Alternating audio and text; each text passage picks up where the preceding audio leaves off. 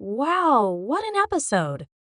While the Duttons may have taken a back seat this time, the intensity far from slowed down.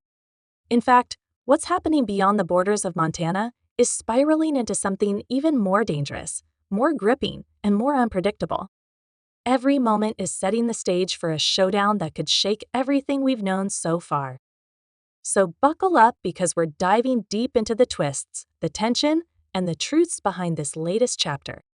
Here's a full breakdown of what went down and a sneak peek at what's coming in the next episode, chillingly titled The Mountain Teeth of Monsters. The synopsis for episode 7 reads, The Duttons receive good news. Alexandra catches a lucky break during her journey. Teonna reunites with a face from her past. Let's begin with one of the most gripping arcs of this episode, Teonna's. Ever since late last season, Teonna has been running for her life, trying to escape the chains of brutality and injustice. While Father Renard and Marshal Kent have been relentless in their pursuit, their hunt has been long, violent, and personal. But until now, they hadn't made any real progress. That changes drastically in this episode where the tide begins to turn in the worst possible way. After helping a group of cowboys in the previous episode, Teonna, along with her father, and Pete believed they had a momentary lead, perhaps even a sliver of safety. But that illusion is shattered when Marshal Kent finally tracks down the same group they helped initially. The cowboys' boss firmly denies ever having seen the girl on Kent's wanted poster. You can feel the tension he's protecting her, but it's risky. Unfortunately, Father Renard isn't one to be easily dissuaded. Through a mix of intimidation and manipulation, he pushes the man to break under the weight of pressure and fear. He finally confesses yes, Teonna had been with them. As this dangerous revelation unfolds, Teonna and her companions are seen making their way across the vast, unforgiving plains, hoping to put as much distance as possible between themselves and the forces chasing them. They're exhausted but determined. Then comes a fateful moment. Pete offers to search for water. He's clearly unsure it's risky terrain, and they don't know what lies ahead, but he insists. The group lets him go, not knowing how critical this decision will become. What happens next is both heart-pounding and tragic. Pete discovers a watering hole, seemingly by chance, but he's not alone. Renard and Kent are already there. The camera slows. Pete freezes. It's a moment of quiet before chaos. At first, neither Renard nor Kent recognizes him. It's just another traveler, another face. But it doesn't take long before suspicion turns into violent intent. Kent, who by now has fully embraced a brutal and merciless pursuit, decides to act without warning or hesitation. He chases after Pete, who immediately flees for his life. The plains become a blur of dust, hooves, and desperation. Then disaster strikes. Pete's horse crashes to the ground, throwing him violently off. Injured and disoriented, Pete scrambles to pull his gun, but it's too late. The scene cuts to black in the middle of the chaos. And then gunshots. The sound echoes with finality. We don't see what happens next, but the implication is chilling. This entire sequence is a masterclass in suspense and emotional storytelling. It not only raises the stakes for Teonna's storyline, but also reminds us of the ever-present danger she faces. It's not just a chase, it's a war for survival. And as the net tightens, you can't help but wonder who will make it out alive.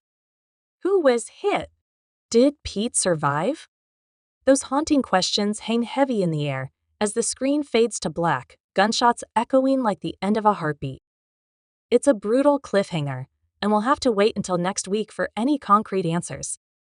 But until then, let's dive into what we do know and what we can speculate. We heard 2 distinct gunshots back to back, quick and sharp.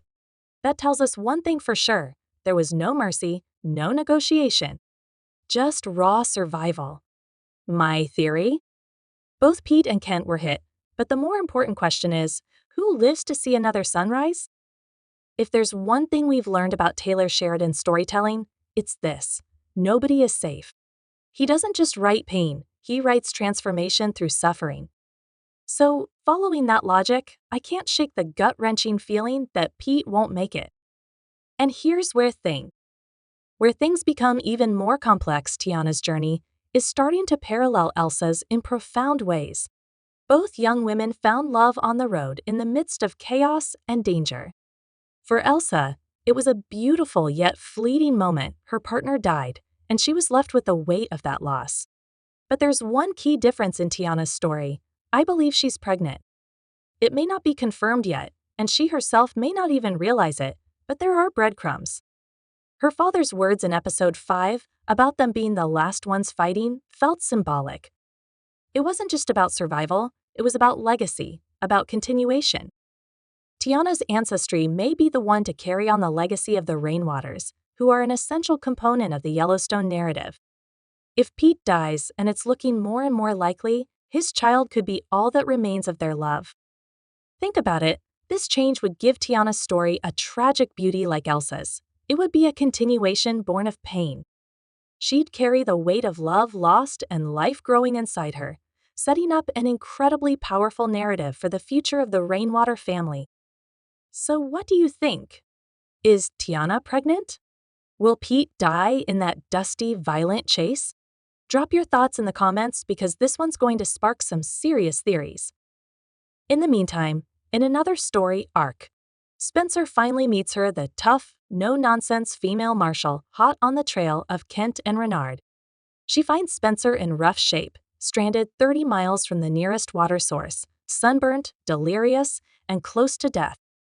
But instead of shooting first and asking questions later, she brings him in. And that's where things take an unexpected turn. She calls the Bozeman Sheriff's Office, initially skeptical, expecting bad news, possibly a fugitive or a drifter.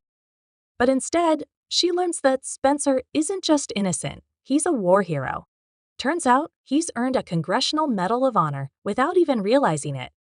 She tells him, "If you ain't a fugitive, this is the luckiest thing that's ever happened to you," surprising and possibly even impressed. And she is correct. What started out as a mistake that could save your life or death turns out to be a lucky break. She now owes him even a train ticket. Before Spencer heads out, he shares a tense moment with the sheriff, who warns him not to return to Montana unless he's ready to keep the peace. But Spencer, being Spencer, doesn't flinch. He simply replies, "Tell Kara I'm coming home." With that, he boards a train bound for Montana, bringing a storm with him. One chapter closes, but another one is about to explode. But the question remains, will Spencer actually make it to Bozeman?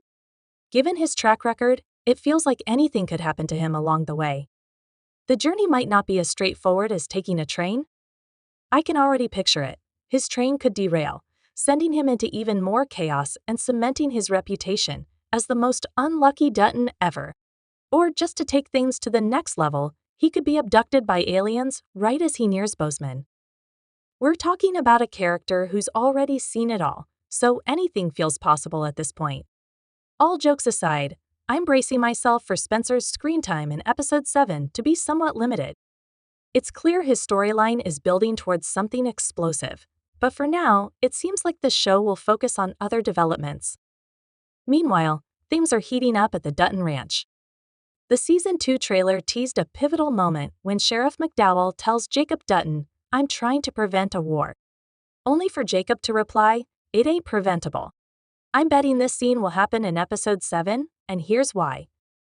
After leaving his office in the last episode, it's likely the sheriff will head straight to the ranch to warn the Duttons about Spencer's return. But here's the kicker, it's too late to stop anything now. Spencer's got a score to settle. Having already lost his brother, he's back with one mission: to protect the ranch and take on whatever comes his way. The stage is set for a confrontation that could change everything. Alex's journey, scarred but not broken. Alex's journey across the country has been nothing short of a roller coaster, one that's left her scarred but not broken. After surviving the horrifying mugging in the previous episode, where she lost everything, she continues forward with nothing but the clothes on her back and a determination that refuses to let her fall. Unfortunately, all her money has been stolen, and with it, any hope of buying food, a bed, or any kind of comfort on this grueling trip. She is barely making it, fighting for her life. But then, just as the weight of her desperation threatens to pull her under, luck finally seems to smile on her. The dining car manager, a person she's barely exchanged a word with, notices her plight. Perhaps it's her exhausted expression, the weariness in her eyes, or maybe just the compassion that shines through in moments of crisis. In a rare act of kindness amidst the brutal landscape of the country, the manager offers her a job, a waitress position, in exchange for food. It's an incredibly generous offer, considering the harsh reality of her situation. Now, it's more than just about survival. It's about a glimmer of dignity, hope, and possibly a chance to take back control of her life. For a fleeting moment, Alex may even feel like things could be looking up. She's found an opportunity, a lifeline amidst the storm. But in true Dutton fashion, the calm before the storm is always short-lived. Just when it seems like Alex might catch a break, disaster strikes. The train, which was supposed to be her temporary escape, becomes a cage for her torment. The true predatory nature of a male passenger, who ought to have been a companion on this journey, is revealed. He forces himself on her, and his touch is an assault not just on her body, but on her dignity. This man, as we can see, is a predator. He has done these things before. Alex, already pushed to the edge, is cornered. Her body reacts out of instinct. She has no other choice but to endure. The next morning, things escalate, and the horror reaches new heights. This man, who has shown himself to be nothing but a predator, becomes even bolder, his actions growing more brazen. He slips his hand up her skirt, crossing a line that even the cruelest person would know not to cross. For Alex, this is the breaking point. She can't take it anymore. The resilience that had kept her going through every hardship, every cruel twist of fate, explodes in that moment. In one swift motion, Alex reaches for the only weapon she has at her disposal: hot coffee. With the same intensity of someone defending their very life, she douses him with the boiling liquid. The man recoils in pain, but Alex doesn't stop there. She swings the coffee pot with all her might, knocking him unconscious.